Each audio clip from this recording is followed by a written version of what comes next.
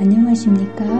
사랑, 희망, 생명을 전하는 복음방송 진리의 뜰입니다.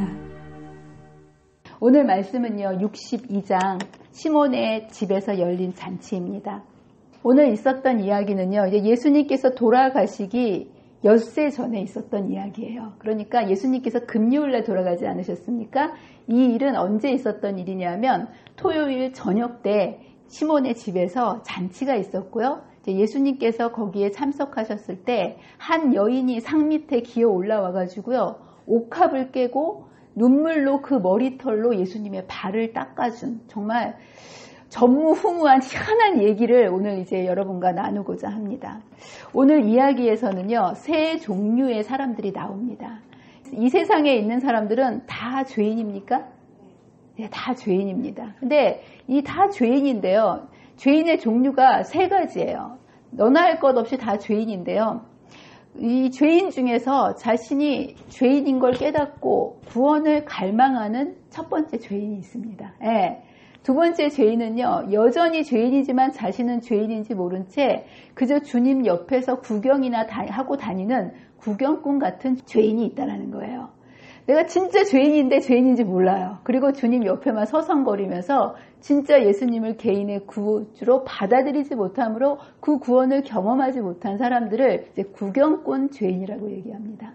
그리고 세 번째 죄인은 어떤 죄인이냐면 자신이 죄라는 것을 전혀 모르는 거는 똑같은데 예수님이 하는 것에 대한 구원을 받는 것을 바라보면서 그 예수님을 반대하고 거절하고 죽이려고 하는 반대자 죄인이 있다는 거예요. 그래서 오늘 저와 여러분이 이 셋 중에 하나의 죄인인데 나는 어떤 종류의 죄인인지 여러분을 잘 진찰하고 가게 되시기를 바랍니다. 예, 오늘 첫 번째 죄인은요, 누구냐 하면 막달라 마리아입니다. 막달라 마리아는 몇 번째 죄인일까요?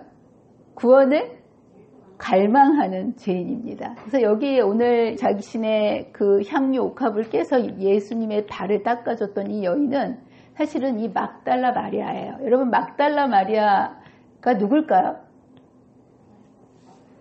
마리아가 참 많아요. 예수님의 어머니도 마리아죠. 요한의 어머니도 마리아예요. 그 당시에 영이 순이 같이 요즘 흔하다는 이름처럼 이 당시에 마리아라는 이름이 굉장히 흔했는데요. 이 막달라 마리아는 누구를 막달라 마리아라고 할까요? 여기 보면 베다니에 사는 사람이에요. 누굴까요? 예, 나사로의 동생이었던 마르다 마리아 아시죠? 그 막내 동생이었던 이제 마리아인데요. 이 앞에 막달라가 붙었다는 거예요. 그리고 이 여인은 어떤 여인으로 소개되냐면 7번 귀신 들린 여인으로 소개가 됩니다. 아니, 예수님이 그토록 방문하고 친하게 지냈던 마리아가 어쩌다고 7번이나 귀신 들린 여자가 되었을까? 여러분 신기하지 않습니까?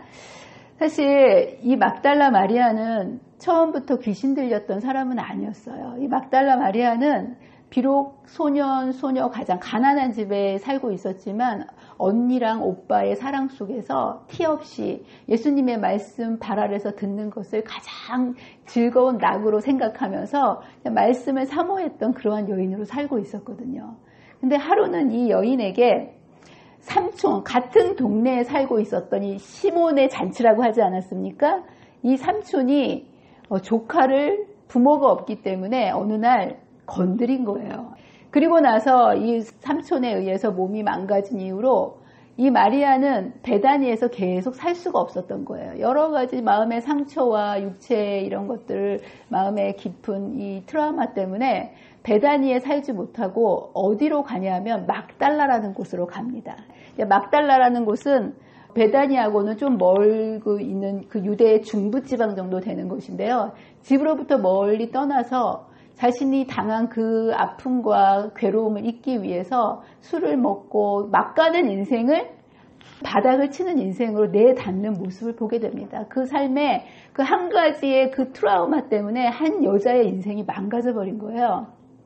그러면서 또 먹고 살기 위해서는 뭔가 생계가 있어야 되니까 몸을 파는, 그러면서 여기에서 오는 수많은 마음의 상처와 스트레스 속에서 7번이나 귀신이 들릴 수밖에 없는 상황으로 그의 인생의 바닥으로 곤두박질 치는 마리아의 삶을 보게 됩니다. 그래서 여기 보면 마리아는 큰 죄인처럼 주목을 받았으나 이 여러 번 이 마리아가 그의 망가진 인생 속에서 귀신 들리고 이럴 때마다 예수님께서는 그를 계속해서 건져주셨다는 거예요. 건져주시면 또 다시 옛삶으로 돌아가고 또 건져주시면 옛삶. 그게 몇 번 했다는 거예요? 7번씩이나 그러한 처참한 망가질 대로 사람들이 포기한 다 아무도 희망을 둘 수 없었던 그 여인의 삶 속에 여기 보면 마리아는 그의 마음과 정신을 지배하고 있던 사귀들을 7번이나 책망하시는 그리스도의 음성을 들었다라고 얘기합니다. 그리고 마침내 이 여인이 그 예수님의 조건 없이 끊임없이 용서해 주시는 그 사랑을 그의 마음속에 그 마음의 상처가 딱 치유된 때가 언제냐 하면 50장에 보면 함정 가운데서라는 그 장이 나오면서 간음하다가 끌려온 여인 생각나십니까? 그 간음 현장에서 끌려 나와서 나는 이제 죽었구나. 죄가 무엇인지, 죄의 결과가 무엇인지 죽음 앞에서 죄의 처참하게 머리끝부터 발끝까지 죄인의 모습으로 죽을 수밖에 없던 그 상황 속에서 주님께서는 너는 어쩌자고 이렇게 7번씩이나 내가 너를 구해줬는데 이렇게 했냐 책망 한마디 하지 않으시고 이 여인의 마음에 있는 그 슬픔과 사람들은 다 손가락질하고 그 여인을 무시하고 그 여자에게 정죄를 했지만 주님께서 그의 마음속에 그 아픔과 슬픔과 상처를 아시고 그 여인에게 말씀하셨던 그 한마디 마치 삭개오에게 삭개오야 부르시고 내가 오늘 너의 집에 가겠다라고 얘기하심으로 그 마음의 상처를 고치셨던 것처럼 이 여인에게 있었던 그 마음속 깊이 있었던 그 아픔의 죄를 나도 너를 정죄하지 아니하노니 다시는 가서 죄를 범치 말라라고 얘기하시면서 이 여자의 아픈 그 상처를 회복시켜 주시는 마음의 돌을 옮겨 주셨을 때 이 여인은 그 마음의 상처를 예수님의 말씀을 통해서 회복하고 새로운 삶을 사는 길이 열렸다라는 거예요. 정말 이 여인은 그 당시에 아무도 용서받을 수 없는 죄인, 자타가 공언하는 죄인 아니었겠습니까? 그러나 여기 보면 인간의 안목으로 그 여자의 경우가 희망이 없는 것처럼 보일 때에 그리스도께서는 마리아에게서 선의 가능성을 발견하셨다. 사람들은 그의 외형을 보고 정죄했지만 주님은 어디를 보셨다고요? 마음을 보시고 선을 향한 그 가능성을 보시고 예수님께서는 구속의 경륜은 큰 가능성을 가지고 인간에게 주어졌다. 그러면서 예수님의 은혜로 그는 거룩한 품성에 참여하는 자가 되었다. 그 사랑을 받아들였을 때 받는 믿음, 조건 없이 예수님이 한마디도 그의 행동에 대해서 묻지 않으시지 않았습니까? 있는 그대로 그의 죄를 용서해 주시고 받아주시는 그 사랑에 그런 은혜를 그가 받는 믿음으로 받아들였을 때 예수의 은혜로 그는 거룩한 품성에 참여하는 자가 되었다라고 얘기합니다. 타락하여 그 심령이 사귀의 거처가 되었던 자가 구주와 매우 가까이 교제하고 또한 봉사하는 자가 되었다. 회복시켜 주시는 모습을 보게 됩니다. 이런 하나님의 용서하시는 그의 상처를 회복시켜 주시는 그 구원을 사람이 받게 되면 삭개오가 저절로 변했던 것처럼 드리는 믿음으로 예수님이 아무 얘기 안 했어도 자신의 죄를 고백하고 주님께 삭개오가 모든 것을 드리지 않았습니까? 이 여인도 그러한 주님의 조건 없는 사랑을 다 받았을 때 그의 믿음이 마음속에서부터 여기 이렇게 되어 있어요. 예수께서 은혜로서 그의 죄를 용서하시고 또한 오라비를 무덤에서 불러내셨으므로 마리아의 마음은 감사로 가득 차 있었다. 마리아는 또 예수님께로부터 이렇게 죽는다는 이야기를 듣자 예수님을 위해서 뭔가 하고 싶다. 예수님께 뭔가 내가 할 수 있는 것을 하고 싶다라는 그 간절한 마음에 향유를 사는 모습을 보게 됩니다. 근데 여러분들 이 사람이 향유를 샀다 그래도 사실 잔치가 열린 곳이 어디입니까? 시몬의 집 아닙니까? 여러분 시몬은 누굽니까? 자신의 인생을 망가뜨린 장본인 아니겠습니까? 시몬이란 이름만 들어도 마리아의 마음속에 피가 솟구칠 그런 왼수 같은 그 사람이 시몬이고, 이 사람의 얼굴을 마주 대한다는 것이 이 여자가 감당할 수 없는 굉장한 큰 짐이었을 거예요. 그렇지 않겠습니까? 나를 성폭행한 그 삼촌을 다시 마주한다는 것이 도저히 이루어질 수 없는 일이었지만, 이 여인은 주님께서 주시는 그 놀라운 은혜를 충분히 그의 삶 속에 받아들였을 때 그녀는 더 이상 자아가 사라지고요. 눈에 예수님만 바라보고 아랑곳하지 않고 사람을 의식하지 않는 삶을 사는 모습을 보게 됩니다. 그래서 여러분들, 마리아는요, 신학적인 이해와 지식은 없었지만 그의 인생의 바닥에서 헤어나오지 못한 채 7번씩이나 귀신 들려서 죽을 수밖에 없는 그런 처참한 어둠의 삶을 살고 있었던 그 사람이 예수님께서 주신 구원의 빛을 받아들였고 개인의 구주로 주님을 영접한 이후에 새로운 삶을 이제 살게 되었고요. 이러한 구원을 받아들인 자의 반응이 뭐냐 하면, 사람을 의식하지 않고 내 삶을 주님께 뭔가를 드리고 싶다라는 간절한 새로운 믿음의 방향을 가지고 나아가는 모습을 보게 됩니다. 사실 이 여인은 사람들의 시선이 무서워가지고 어디로 도망간 여인이에요? 막달라로 도망간 여인 아니겠습니까? 자기네 동네에서 얼굴 들고 살 수가 없어서. 그런데 그 구원을 경험한 이후로는 두려워하지 않고 자신의 상처 입은 자의 집을 찾아가서 예수님께 자신의 그 감사와 사랑을 담대히 표현하러 사람을 개의치 않고 나아가는 사람으로 사람이 변화된 모습을 보게 됩니다. 그리고 여러분들, 이 여인은 이 사랑을 받음으로 인해서 예수님의 가치가 어떤 분인지를 깨달은 사람이 되었다는 거예요. 이 막달라 마리아가 옥합을 깨트려서 향유를 주님께 드리지 않았습니까? 이 행위가 여러분들, 그 당시에 사람들에게 납득할 수 있는 행동이었을까요? 이해할 수 없는 행동이었을까요? 여러분, 향유가 뭡니까? 살아있는 사람한테 바르는 게 향유입니까? 죽은 사람한테 바르는 게 향유입니까? 근데 예수님께 향수를 발라드렸어요? 향유를 발라드렸어요? 향유를 발라드린 거예요. 그리고 여러분 머릿속에 생각을 해보세요. 남자들만 쭉 앉아있는데요, 아가씨가 상 밑을 기어 들어가서 수건으로 닦은 것도 아니고 향유를 깨트려가지고 뭘로 닦은 거예요?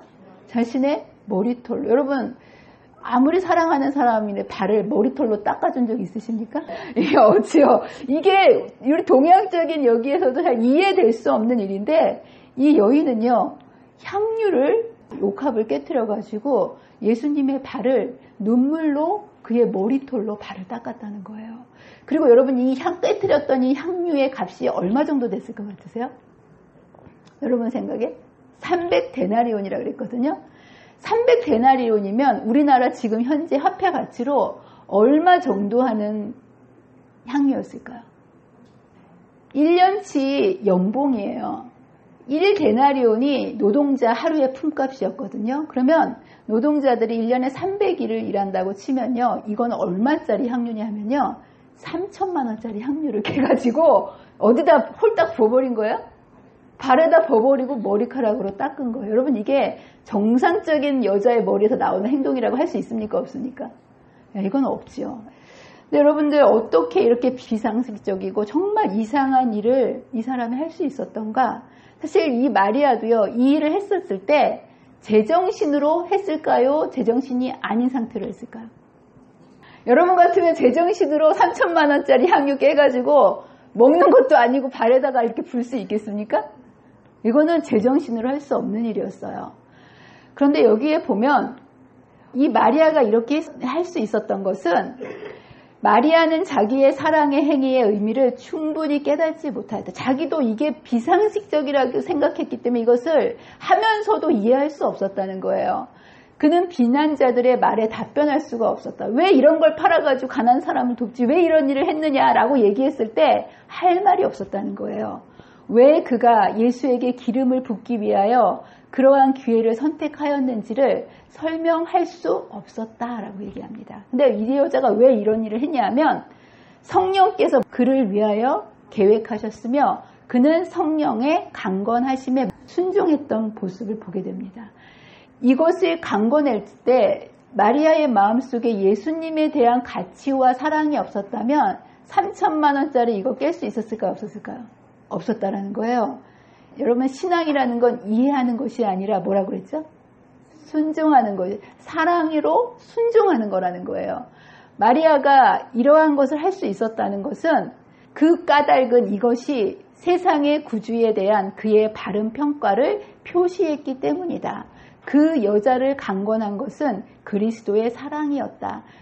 막달라 마리아는요, 3천만 원이 아니라 3억이라도 예수님께 드릴 수만 있으면 모든 것을 드리고 싶었고, 그는 자신의 생명을 바쳐서 주님을 위해서 모든 것을 하고자 하는 주님의 가치를 알고 있었던 사람이라는 거예요. 그럼 마리아가 대단합니까? 대단하지 않은 거예요. 이 여자가 이렇게 자연히 할 수 있었던 거는 그러한 사랑을 받았기 때문이라는 거예요. 하나님의 사랑이 정말 위대한 거예요. 이렇게 베풀어 주시는 사랑을 받기만 한다면 이 막달라 마리아처럼 무식하고 죄 많은 인생이지만 그 가치를 깨닫고 이렇게 반응할 수 있다는 거예요.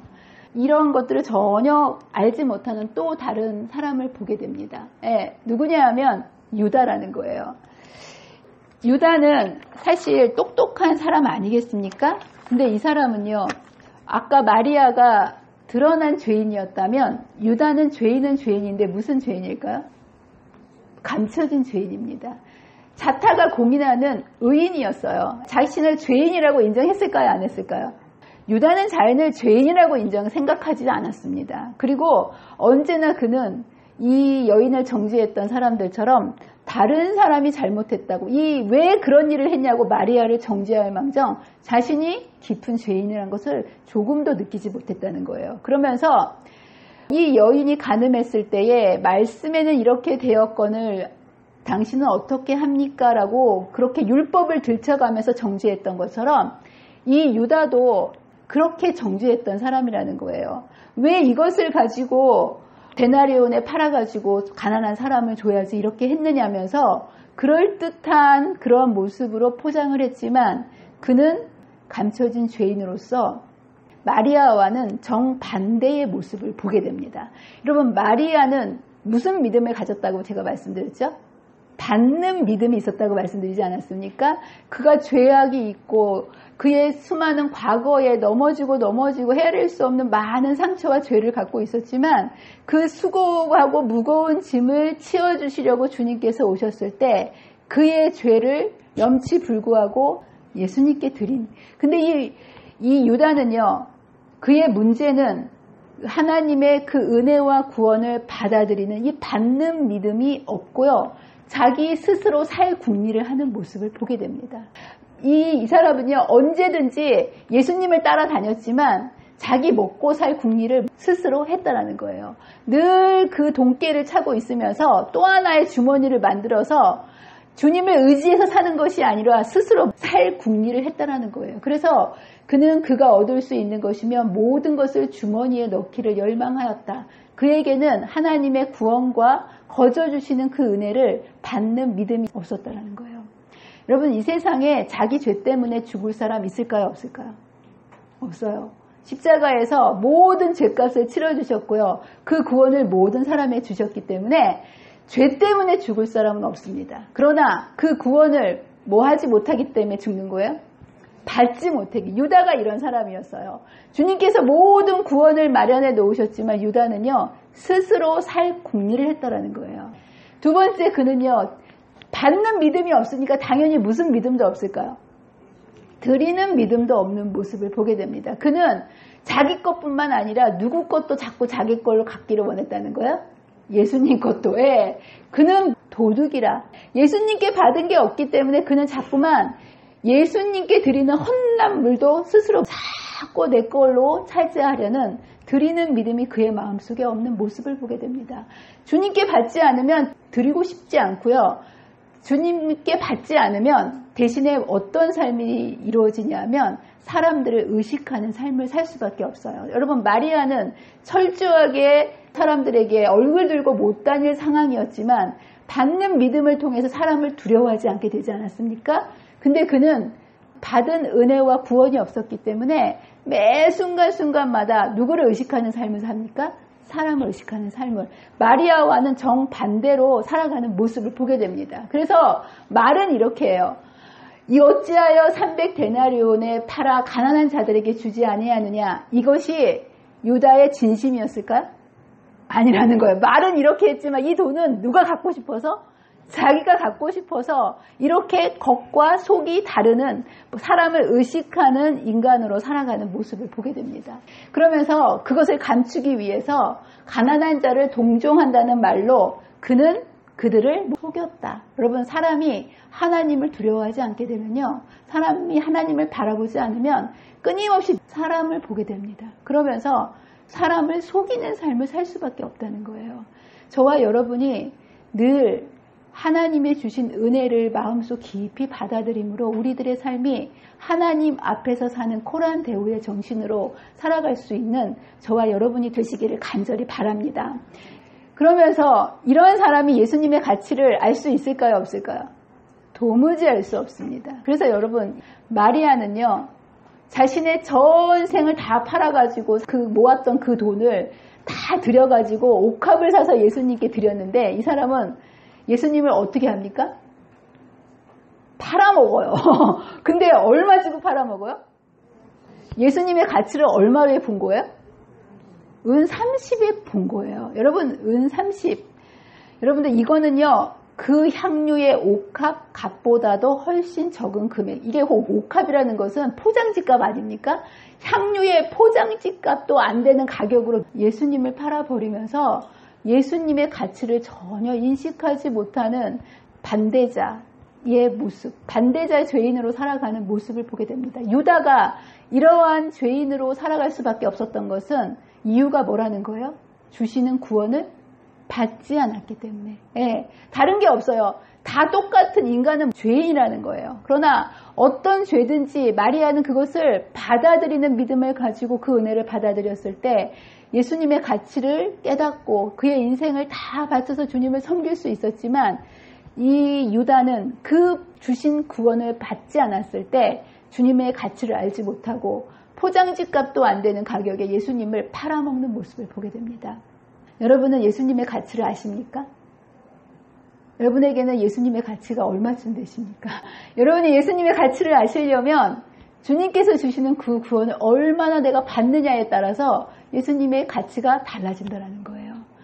여러분의 마음속에 주님의 사랑을 가득 받게 되시기를 간절히 바랍니다. 근데 여기에 또 다른 구경꾼 세 번째 사람이 있습니다. 누구냐 하면 시몬이에요. 여러분, 사실 이 시몬은 어떤 사람이었을까요? 이 사람은 구경꾼 같은 사람이에요. 유다처럼 대놓고 예수님을 반대하지는 않았어요. 그러나 그는 자신을 문둥병에서 고침을 받은 사람이었거든요. 이 사람도 예수님을 그냥 부분적으로 인정하고 육체적으로는 문둥병으로부터 고침을 받았지만 그의 마음은 고침을 받았을까요? 안 받았을까요? 마음의 상처는 주님께 온전히 드리지 못함으로 몸만 회복이 됐지 마음이 회복되지 않은 구경꾼의 모습을 보게 됩니다. 그래서 여기 보면 사실 이 마리아를 죄짓게 한 장본인이 누구라고요? 이 시몬이라는 거예요. 시몬은 그가 지금 멸시하는 여인을 죄 가운데로 유인하였었다. 그 여자는 그로부터 심한 폭행을 당했다. 이게 시대의 소망에서 점잖게 얘기하려고 폭행이지 이게 뭘까요? 성폭행이었다는 거예요. 삼촌이 조카를 이렇게 성폭행했기 때문에 마리아의 인생도 처참히 망가졌고요. 삼촌도 사실 그렇게 했지만 마음이 편할 리 있겠습니까? 수많은 죄책감 때문에 그도 면역력이 떨어져서 아마 문둥병에 걸렸을 거예요. 그런데 그런 그 죄를, 그의 아픔을, 그의 질병을 예수님께서 문둥병을 고쳐주셨고요. 오늘 잔치는 그걸 고쳐주신 데 대한 감사로 잔치를 베푼 모습을 보게 됩니다. 근데 문제는요, 이 사람에게 예수님을 개인의 구주로 받는 믿음이 온전하게 없었다는 거예요. 몸은 나았지만 마음을 낳지 못한, 온전히 받는 믿음을 받지 못한 그의 모습을 보게 됩니다. 그가 주님을 온전히 받아들이지 못했을 때, 받는 믿음을 그가 갖지 못했을 때, 여기 보면 그는 예수를 한 교사로 알았고 예수께서 메시아가 되셨으면 하는 희망을 가지고 있었으나 구주로 받아들이지는 않았었다. 그저 선생으로만 알고 있었다는 거예요. 그러니까 그의 삶이 변화될 수 있을까요? 없을까요? 그의 마음이 변화되지 않고 구주가 들어오셔야 내 마음이 변화되는데 그는 그분을 그냥 선생으로만 알고 있었지 내 마음에 무겁고 수고하고 무거운 짐을 내려줄 수 있는 구주로 그분을 영접하지는 않았다는 거예요. 그의 품성은 변화되지 않았으며 그의 생애의 원칙도 당연히 변하지 않았다. 그는 예수를 하나님의 대표자로 인정하지 아니하였다라고 얘기합니다. 그러면서 이 사람은 그 얘기했던 그 두 번째, 여러분 받는 믿음이 있어야 무슨 믿음이 생긴다고요? 드리는 믿음이 생깁니다. 이 사람은요, 하나님께서 주시는 구원을 온전히 받아들이지 않았어요. 그저 몸만 낳는 구원을 받았다는 거예요. 그렇기 때문에 주님께 드릴 게 있었을까요? 없었을까요? 조금밖에 없었어요. 사실 이 마리아는 모든 것을 바쳐서 예수님께 드리지 않았습니까? 이 사람도 죄로부터 구원받았던 정말 주님께서 이 사람의 문둥병을 낫게 해주셨는데도 불구하고 아낌없이 모든 것을 드렸던 마리아는 대조적으로 겨우 밥 한 끼를 대접하는 거예요. 자기 집에서 밥 한 끼를 대접하면서 이제 그 받는 믿음이 없으니까 드리는 믿음도 생기지 않는 모습을 보게 됩니다. 그러면서 이 사람의 마음이 사람을 의식하는 모습을 보게 됩니다. 그래서 직접 대고 예수님한테 따지지는 않았지만 시몬의 마음속에는 그 유다가 말했을 때 유다의 편이었을까요? 마리아의 편이었을까요? 맞아. 유다가 내 대신 말 속 시원히 잘한다 그러면서 이 여자를 죄인 취급했다는 거예요. 그래서 여기 보면 사람을 의식했기 때문에 겉으로 표현하지는 않았어요. 여기 이렇게 얘기합니다. 예수를 청한 바리새인이 그것을 보고 마음에 이르되 이 사람이 만일 선지자라면 자기를 만지는 이 여자가 누구며 어떠한 자 곧 죄인인 줄 알았으리라 라고 얘기하면서 예수님의 가치를 알아봅니까? 알아보지 못합니까? 예수님을 알아보지 못하는 모습을 보게 됩니다. 그러면서 울분을 터뜨렸다고 그랬어요. 주인 시몬은 마리아의 선물에 대한 유다의 비평에 마음이 움직였으며 그는 예수의 태도를 보고 놀랐다. 그의 바리새인적인 자존심은 상하였다라고 얘기하면서 그리스도의 발에 입맞추고 향유를 붓는 마리아의 행위는 그의 완고한 마음에 울분을 터뜨리겠다는 거. 아니 어쩌자고 3천만 원짜리 향유 옥합을 깨가지고 예수님 초라한 그 나사렛 청년한테 그렇게 붓는지 울분이 터지면서 예수님을 구주로 하나님의 아들로 전혀 인식하지 못한 채 예수님의 가치를 인식하지 못하고 자기 신이 받은 구원을 그 가치를 전혀 감사하지 않는 모습을 보게 됩니다. 여러분 이럴 때 예수님께서 시몬한테 뭐라 그러셔야 되겠습니까? 네 죄를 알라 이렇게 얘기하셔야 되지 않겠습니까? 네, 여러분 정말 너무 예수님 입장에서는 기가 막힌 거예요. 마리아도 죄인이지만 그 마리아를 죄짓게 만들었기 때문에 누가 더 죄인입니까? 정말 시몬이 더 큰 죄인이었어요. 예수님께서 눈 똑바로 쳐다보시면서 야 네가 그렇게 할 저기가 아니지 라고 그의 그걸 알려주실 수도 있으셨어요. 근데 예수님은 그의 마음에 그 상처받고 수고하고 무거운 짐을 그의 그렇게밖에 말할 수밖에 없었던 그 마음의 짐을 치워주시는 모습을 보게 됩니다. 직접 얘기하면 상처받기 때문에 주님께서 비유를 통해서 얘기하십니다. 여기 보면 그 여인을 분노하여 물리치지 않으신 까닭에 그 여인이 타락한 것을 인식하지 못하시는 것처럼 보이기 때문에 시몬은 그리스도는 선지자가 아니라고 생각하도록 유혹을 받았다. 시몬은 만일 그리스도가 선지자라면 죄인들을 알아보고 그들을 견책하리라고 생각하는 모습을 보게 됩니다. 이 생각을 우리 주님 아셨을까요? 모르셨을까요? 아셨어요. 그리고 직접적으로 얘기하지 않으시고 이 사람에게 하나의 비유를 통해서 이 사람의 마음을 누르고 있는 그 수고하고 무거운 그 짐을 치워주시는 모습을 보게 됩니다. 그러면서 이런 비유를 하십니다. 한 사람이 빚을 졌는데 한 사람은 500데나리온을 졌고 한 사람은 50데나리온을 졌다. 근데 둘 다 갚을 길이 없어서 탕감해줬다는 거예요. 그런데 시몬아 누가 더 사랑하겠느냐 이렇게 질문을 하십니다. 근데 여러분 이 답을 아시죠? 누가 더 사랑할까요? 많이 탕감받은 사람이 더 많이 감사할 거 아니겠습니까? 예수님이 이런 말씀을 하시죠. 내가 내게 말하노니 그의 많은 죄가 사하여졌습니다. 마리아가 이렇게 나를 사랑하는 것은 그가 많은 죄를 용서받기 때문이다. 그의 마음속에 있는 그것을 꼭 집어서 알려주시는 거예요. 이는 그의 사랑함이 많음이라. 사함을 받은 일이 적은 자는 적게 사랑하느니라. 근데 여러분들, 정말 마리아가 시몬의 죄보다 더 많이 졌을까요? 여러분 생각에는 시몬의 죄가 더 큽니까? 마리아의 죄가 더 큽니까?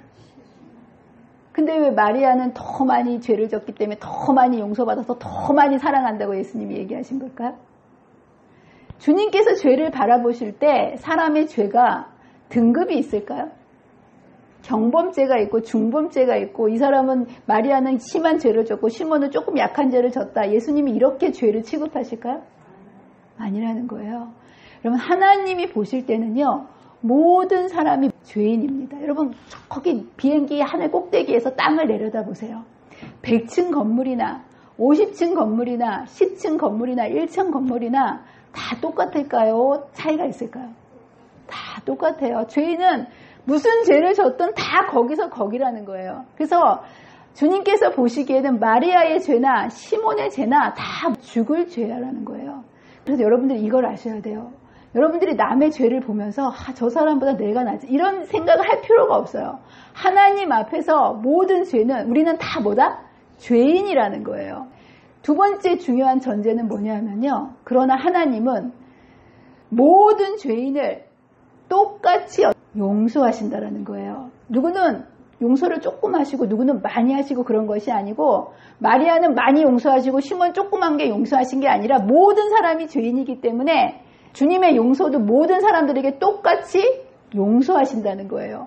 그럼에도 불구하고 많이 용서받은 사람이 있고 조금 용서받은 사람이 있는 것은 무슨 차이일까요? 받는 차이라는 거예요. 다 죄인이고요. 다 용서를 하시는데요. 누구는 용서를 많이 받고 누구는 조금을 받는 거는 받는 믿음의 차이라는 거예요. 막달라 마리아가 더 많이 용서받은 것은 그의 마음의 문을 열고 주님께서 주시는 그 구원과 은혜와 용서를 많이 받았기 때문에, 많이 용서받았고요. 많이 용서받았기 때문에 예수님을 사랑할 수 있었다는 거. 그래서 여기 보면 이제 이 사랑의 교훈이 그의 마음속에 스며들었을 때 그제서야 예수님께서 하신 그 말씀의 의미를 깨닫고 마침내 시몬의 마음속에 있었던 그 마음의 돌도 치워지는 모습을 보게 됩니다. 그 말씀을 통해서 시몬은 깨달았어요. 아, 주님이 나를 얼마나 사랑하시는구나. 시몬은 새로운 빛 가운데서 자신을 바라보기 시작하였다. 시몬은 손님들 앞에서 공경하게 자기를 책망하지 않으신 예수님의 친절로 인하여 감동되었다. 여러분, 삭개오가 감동되었을 때 삶이 변하지 않았습니까?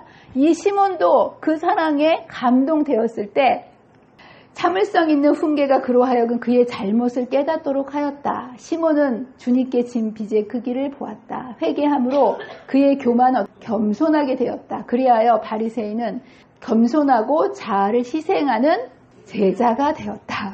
그의 행동을 지적하지 않으시고요, 그의 마음의 죄를 치워주시는 예수님의 모습을 보게 됩니다. 그래서 여러분들, 우리의 삶은요, 이 마음이 해결되지 않으면 사람이 바뀔까요, 안 바뀔까요? 안 바뀌어요. 근데 주님은 우리의 행동을 지적하고 바꾸려고 하시는 것이 아니고 우리의 수고하고 무고하고 상처받은 이것을 치료해 주시고 치워주시고 마음을 회복시켜 주시고 우리의 삶을, 새로운 삶을 열어주시는 우리 주님의 모습을 보게 됩니다. 제가 시집을 왔을 때 저희 시할머님이 살아계셨어요. 지금은 돌아가신 지 3, 4년이 됐는데요. 97세에 할머니가 장수를 하시고 돌아가셨어요. 굉장히 오래 사셨죠? 97세. 정말 자녀분들이, 저희 어머님 때 가족들이 정말 효자세요. 8남매 저희 시어머님이 장녀인데요. 저희 어머님이 장녀고요. 제일 마지막 이모님이 계세요. 막내 이모가 저희 큰형님하고 5살 차이가 나요. 그리고 이모님한테 이제 딸이 하나가 있는데요. 제가 시집 올 때 그 손녀딸이 초등학교 1학년 들어갔나? 이제 그럴 때였어요. 근데 이제 그 손녀를 할머니가 낳았을 때부터 계속 키워주셨던 그런 손녀딸이에요. 근데 이제 할머니가 돌아가실 쯤 돼가지고 곡기를 끊고 여러 번 돌아가실 뻔한 그런 상태가 있었거든요. 자식들이 여기저기 다 흩어져 사니까 돌아가실 임종의 시간이 가까웠을 때 몇 번이나 돌아가실 때 됐다 이제 돼가지고 가족들이 다 이제 모이는 그런 일들이 있었어요. 근데 사실 한국에 있어도 저기 김해에 계셨기 때문에 보러 내려가는 게 보통 일은 아니에요. 근데 이 막내딸은 호주에 사시거든요. 이 막내 이모님이 호주에 사시는데요. 어머님이 돌아가실 것 같다고만 하면요. 이 막내 이모하고 그 손녀딸이요. 비행기를 타고 오시는 거예요. 그래서 곡기를 끊고 무의식 상태에 있죠. 그런 상태에 이렇게 있다가도요. 그 이모하고 그 딸이 오잖아요. 그러면 우리는 이제 그 도착할 때까지 돌아가시지 않도록 도와주세요. 막 기도를 해요. 그래서 딱 도착을 하잖아요.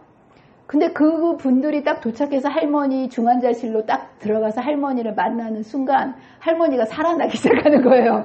그래서 우리는 또 다시 기도를 해요. 이분들이 여기 계시는 동안 돌아가게 해달라고. 근데 안 돌아가시고 멀쩡히 살아가지고 다시 요양원을 또 가시는 거예요. 그렇게 몇 번을 왔다 갔다 하셨어요.